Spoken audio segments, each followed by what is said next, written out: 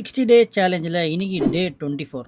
Morning எழுந்த உடனே black காஃபியை குடிச்சிட்டு பிரேக்ஃபாஸ்ட்டு ரொம்ப நாளாக ஒரே இதுவாக சாப்பிட்றதுனால கொஞ்சம் டிஃப்ரெண்ட்டாக புட்டு வச்சு சாப்பிட்டுட்டு வழக்கம் போல் ஆஃபீஸ்க்கு கிளம்பி நானும் ஆஃபீஸ்க்கு போயிட்டேன்.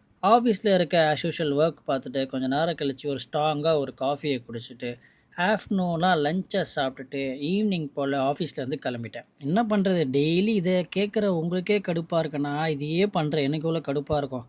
வேறு வழி இல்லை, கொஞ்சம் ஆப்ஸ் வச்சுட்டா கண்டிப்பாக இந்த வீடியோவை இந்த 60 டேஸ் சேலஞ்சை சீக்கிரமாகவே ஸ்டாப் பண்ணிடுவேன். ஸோ அது வரைக்கும் கொஞ்சம் அட்ஜஸ்ட் பண்ணிக்கோங்க.